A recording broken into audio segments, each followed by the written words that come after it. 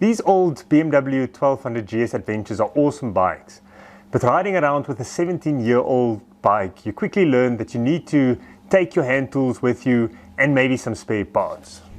If I have to be honest, I'm getting a bit sick of my setup here with my tools dangling from the luggage rack or the side mirrors, and then also my spare parts that I have to lug around just to make sure that the bike keeps running smoothly. That's why I got myself one of these 4.2 liter toolboxes that fit behind the OEM luggage rack on the GS Adventure. I'm going to see how easy it is to fit this on the bike in this video. Now this 4.2 liter toolbox looks almost exactly like the Touratech boxes, except this one cost $80 instead of $250. And I got this from GS Gear, the sponsor of this video. I'd love to thank GS Gear for making this video possible. They sell anything from rider gear, bike protection, and accessories for the GS Adventure bikes and even some of the road bikes. The first step is to get rid of my current tool carrying setup. So the side on which you mount it depends on your bike. On this 2006, it'll have to go on the right hand side because the muffler is on the left. But you can also mount it on the outside if you are not going to use luggage on your bike. So then there's a set of instructions, one pager, we'll scan that. They say in the instructions this cow dung scraper needs to come off, but on the Adventure there might be enough clearance between the box and the scraper when you depress the suspension. We'll take a jump and see if that is the case. Visit the gsgear.co.za webpage for a full list of rider training courses in South Africa. You can also order online, and for shipping above a certain amount it's free, and they ship all across the country. And the big thing about the GS Gear team is they want to make traveling accessories and parts for your GS Adventure bike affordable. You don't want to be spending thousands of bucks, especially if you ride an old second-hand GS like I do.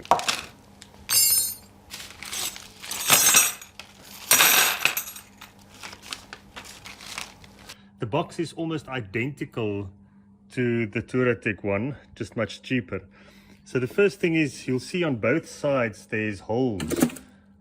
And that is because you can use this on either side of the bike depending on where the pipe is. So we first need to plug these holes. And I'm not entirely sure whether you use these closed cover nuts or these ones with these nylocks. So we'll just see where they fit in. Yes, and I'm going to use washers because there seems to be more than enough. So I'm going to use washers here on the outside as well. Anyways, I'll show you when I'm done. Okay, it took some very light swearing, but mostly patience to get the box fitted. Some tips: you need 4 hands, or if you only have 2 like most people, and me included, I just used this bungee cord. That made it a whole lot easier just to locate the box, otherwise it keeps falling off. I hope I did it right. Initially I didn't hook these little patterns in, so they were open, and I don't think that's correct. This one was particularly tricky to hook it in there first and then get the bolt through all 5, well not 5, all 3 tabs. And as you tightened it, it moved the whole box in a bit. So I hope that it looks like it should clear the wheel. I'm not sure about this scraper here. I might have to remove it. I'll see if it touches. But it looks like it's going to clear the wheel. You still have access behind this number plate.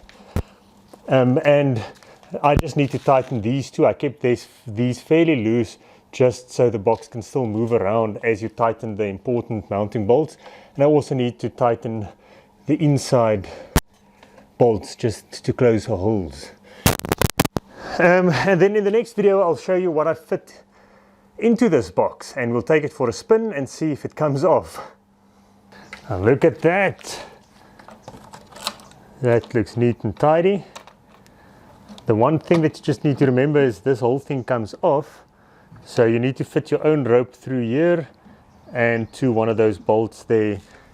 They do supply a little ring that you attach there, which I still need to do. So I'm just going to keep that in there until I do that. And there's a seal here around the edge, a rubber seal to hopefully keep it waterproof, which I'm sure we'll get to test in a future video. So that's it. I fitted the 4.2 litre toolbox. All the sweating is from the heat. It's not from the struggling, maybe a little bit. But all in all, not too difficult to fit. It looks like the Touratech one. We'll see if it lasts like it. And thanks again for GS Gear for sponsoring this video. And I'll see you in the next video. Please let me know if you have any questions. Cheers.